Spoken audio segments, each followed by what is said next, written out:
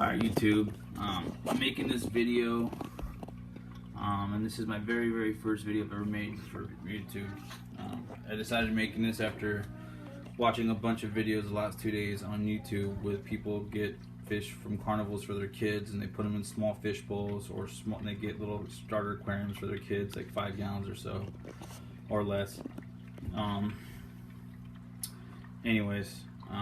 I decided to make a video showing and proving why you should not, cannot, why it's cruel to them, and just bad fish keeping altogether. I mean, if you expect to keep these fish forever, I mean, goldfish can live up to like 30 years.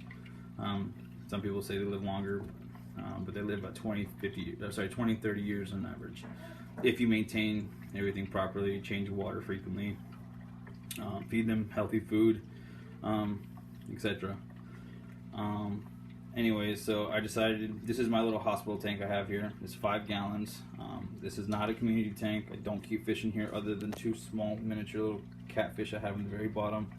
Those guys are just to keep the cycle going.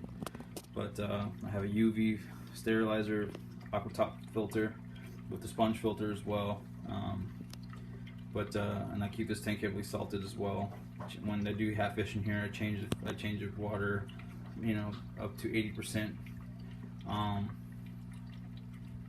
Every day or 2 days when I do have fish in here, when I'm acclimating them, or I am curing ick or something, even though I've never actually had ick.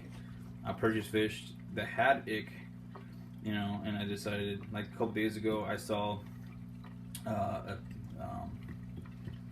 was at Walmart and I went to the fish aisle because I needed to get some airline tubing, and I saw a fish in there that it was just covered in ick.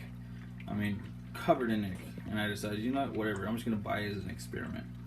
So I have an aquaponics system outside, and I have another hospital tank out there as well. So I decided to throw them in out there with the hospital tank I have outside. And he was by himself.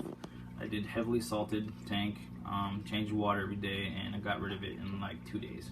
It was awesome. I used a heater in my outside tank. It can last 4 days versus 3 weeks in a non-heated aquarium, but in 2 days it was completely gone. He's still out there right now, but I think in another couple of days I'll probably introduce him into my aquaponics system outside.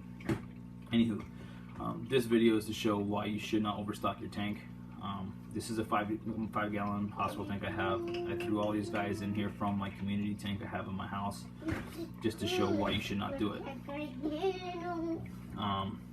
pH I tested was 7.8, not too bad for goldfish. Ammonia came out to be 0, which is awesome. The nitrite was off the charts. The 5 ppm is as dark as it gets on the chart. That's darker. When you hold it up to the white light, it's darker.